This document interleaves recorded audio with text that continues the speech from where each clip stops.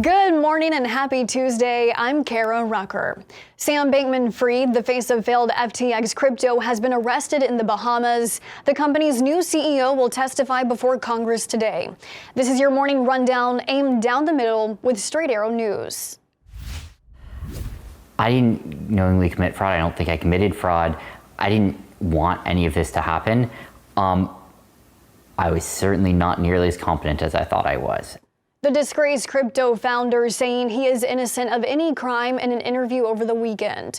But now that will be up to the courts to decide after Sam Bankman-Fried was arrested in the Bahamas on behalf of U.S. prosecutors. Some reports have him facing criminal charges, including money laundering, wire fraud, and conspiracy. His first court appearance is scheduled for today. Before his arrest, Sam Bankman-Fried was supposed to testify in front of Congress today. We should still be hearing testimony from the new FTX CEO this morning, who has publicly spoken out on the company's incompetence. We'll follow any developments in a later report on Straight Arrow News. Weather continues to be a top story across the U.S. as a massive storm system is blanketing the country. From dangerous blizzards in the Great Plains to icy travel conditions in the Midwest and tornado threats in the South, 10 million people in 17 states are under a winter weather alert. We can keep traffic moving and the cars running across the roadway. That'll hopefully keep ice from forming on the roadway. As I said before, we have Caltrans out there putting cinders and that out, also plowing to also help keep the ice from forming. The system is packing strong winds that will bring bitterly cold air expected to linger for weeks. The hit boy band group BTS is on a break. The oldest K-pop star began boot camp today, the start of an 18-month mandatory military service for their home country, South Korea. The other 6 members will also be enlisting. The first K-pop member to serve, Jin, is currently based near the country's border with North Korea. He will undergo 5 weeks of rifle shooting, grenade throwing, and marching practice trainings.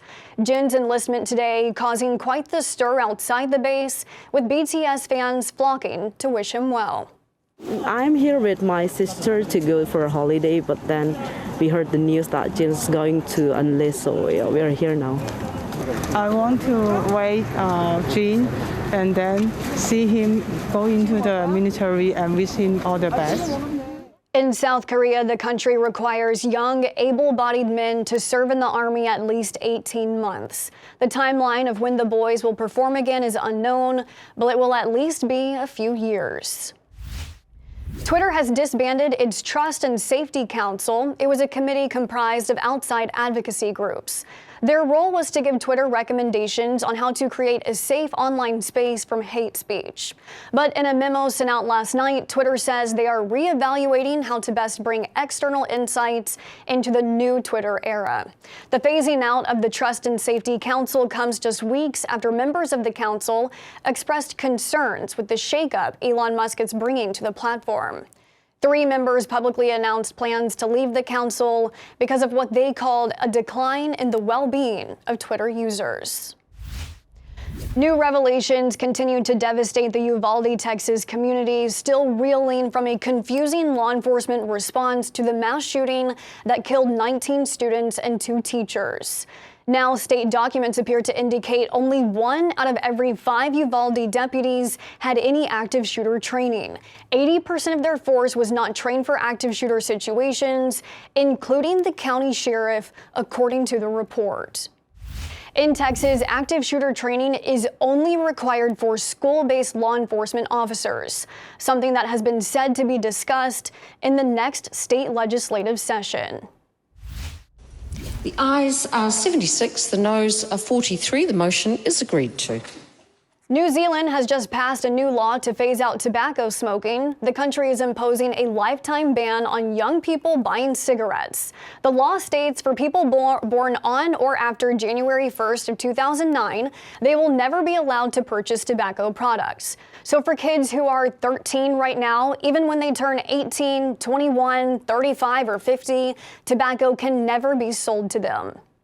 The law takes other drastic measures to try and phase out smoking. They decrease the amount of nicotine allowed in tobacco products, and they also reduce the number of retailers allowed to sell tobacco from about 6,000 to 600.